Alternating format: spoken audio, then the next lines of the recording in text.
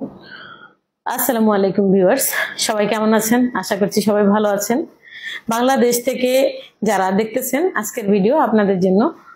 আপনারা যারা বিদেশ যাওয়ার প্রস্তুতি নিচ্ছেন, কোন দেশে যাবেন?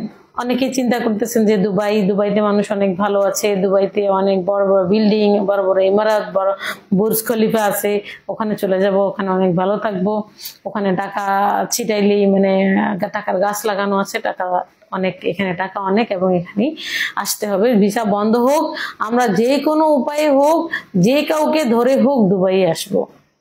আপনি এখনো ভুলের মধ্যে আছেন। তো যারা এখানে আছে তাদের সাথে, যারা এখানে বিশেষ করে কষ্ট করতেছে তাদেরকে জিজ্ঞেস করুন যে এরা এখানে কেমন আছে, তাহলে কোন দেশে আপনারা যাবেন। হয়তো প্রশ্ন করতে পারেন যে ম্যাডাম আপনি তো বলতেছেন দুবাই না আসতে, আপনি কেন আছেন? তো আমরা যারা অলরেডি অফিস নিয়ে আছি এখানে, পুরনো মানুষ যারা আছি, তারা আমরা চলতে এত হিমশিম খাচ্ছি কারণ ভিসা বন্ধ, আমাদের কার্যক্রম এগুলা নিয়েই হয়, যেহেতু সবকিছু বন্ধ। তো আমরাও এখানে আসলে অনেক কষ্টে আছি। তো সেকেন্ড অপশনে আমরা যাই না কেন? সেকেন্ড অপশনে যাই না কারণ আপনাদেরকে আমরা সেট আপ করবো বলেই যাই না। যদি কোনো কারণে ভিসা খুলে, যাতে করে আপনাদেরকে, যারা বাংলাদেশ থেকে আসতে চাচ্ছেন তাদেরকে আমরা দুবাইতে প্রথমে নিয়ে এসে দুবাই থেকে অন্য দেশে সেটেল করবো ইনশাল্লাহ। এই ধরনের প্ল্যান আছে বলেই আমরা এখান থেকে এখনো যাচ্ছি না। তো আমরা চলে গেলে তখন বলবেন যে আপনি তো চলে গেছেন, এখন তো দুবাইয়ের কাজ করেন না, আমরা তো অনেক প্রবলেমে পড়ে গেছি, অনেকেই সেটা বলেন। আমি যাওয়ার অনেকবারই প্ল্যান করেছিলাম, পরে দেখি যে এখান থেকে চলে গেলে আমাদের যে ভাইয়েরা আছেন তাদের আসলে তারা সবকিছু সবার সাথে বলতে পারে না। যেভাবে আমার কাছে এসে অনেক ভাই দেখা যায় মনের কষ্টটা বলতে গিয়ে চোখের পানিতে বুক ভাসিয়ে ফেলেছেন, এরকম অনেক আছে, অনেক ভাইয়ের উদাহরণ আছে। আমরা ক্যামেরায় সবাইকে আনি না, কেন আনি না? তাদের একটা পরিবার আছে, সম্মান আছে, এখানে তারা একটা হাইপ নিয়ে চলে, তারা একটা ভাব নিয়ে চলে, সেই ভাবটা নষ্ট হয়ে যাবে। তো আপনারা যারা জানেন দুবাইতে মানুষ অনেক ভালো আছে, আপনি ভুল জানেন।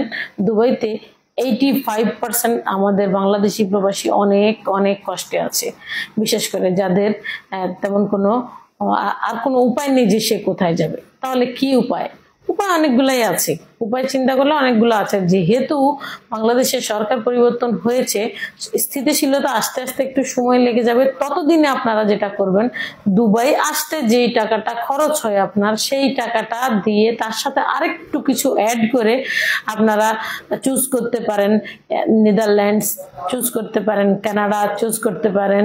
আপনারা এর সাথে আর কিছু খরচ করলে ইউরোপ যোগ করা যায়। এখন বলেন যে তাহলে আমি কাকে দিয়ে কাজ করাবো? যেখানে যাই সেখানেই তো একটা ভয়, আমার টাকা না মেরে দেয়। তাই এই ভয় আমরাও থাকি, কারণ আমরাও যাদের সাথে কাজ করি রিক্সে গিয়েই কাজ করি। দেখা যায় অনেক সময় যদি কোনো কাজ না হয়, কাস্টমারকে আমরা সেই টাকাটা ফেরত দিয়ে দিই, আমাদের পকেট থেকেই দেই, আমরা ফেরত পাই আর না পাই দিয়ে দেই। তো এই যে এই একটা রিক্স আপনাদের জন্য নেই বলেই আপনারা ঘুরে ফিরে আমাদের কাছেই আসেন। তো এখন আমি বলবো যে বাংলাদেশ থেকে একদম একদম চোখ বন্ধ করে যে বলতে পারবো ভাই অমুক এজেন্সিতে যান, সে কাজটা করে দিবে, এরকম এজেন্সি আমি এখনো তেমন একটা পাইনি। তো আমরা চেষ্টা করতেছি যারা বর্তমানে দুবাই আছেন এদেরকে কিভাবে ইউরোপ বা আমেরিকা বা কানাডা ওইসব দিকে মুভ করানো যায়, সেই চেষ্টা আমাদের এখনো চলতেছে। এবং বাংলাদেশ থেকে যারা যাবেন তারা যাতে শুধুমাত্র দুবাইকে একটা অপশন হিসেবে ইউজ করার জন্য আসেন। দুবাই এসে বিশেষ করে আপনাদের যাদের ভিসা খোলা আছে হাই প্রফেশনের, যাদের জেনুইন সার্টিফিকেট আছে, আপনারা প্রথম দুবাই ঢুকবেন, দুবাই থেকে অন্য রাষ্ট্রে চলে যাবেন। এবার আসেন লেবারদের কথা, লেবাররা কি করবেন? লেবারদেরকেও আমি একটা কথা বলবো, যে কোনো একটা কাজের উপর আপনি একটা স্কিল অর্জন করেন, দক্ষতা অর্জন করেন, যে কোনো একটা কাজের উপর 6 মাসের 7 মাসের একটা প্রশিক্ষণ নিন, সেই কাজটা করুন।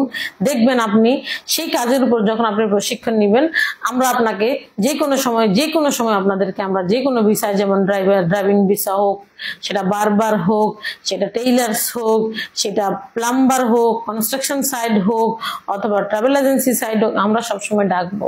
আমাদের কাছে যখন যে অপশন আসবে আমরা জানাবো যে বাংলাদেশ থেকে অমুক দেশে ভিসা হচ্ছে, আপনারা তখন সাথে সাথে সেখানে মুভ করবেন।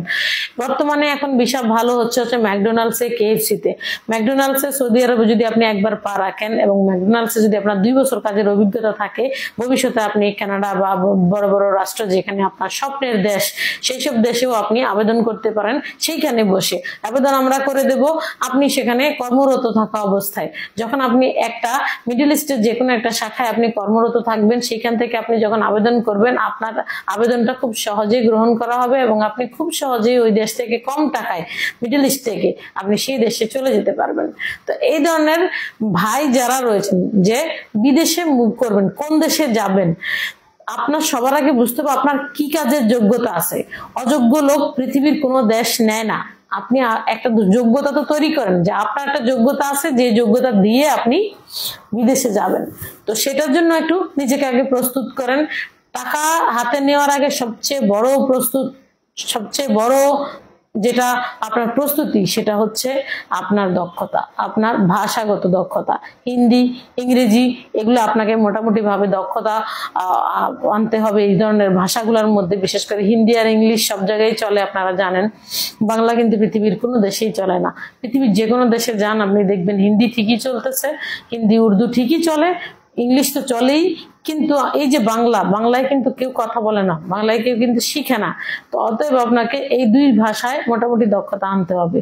আশা করছি আজকের ভিডিওতে বুঝাইতে পারছি। ইনশাল্লাহ নেক্সট ভিডিওতে আবার দেখা হবে। আল্লাহ হাফেজ।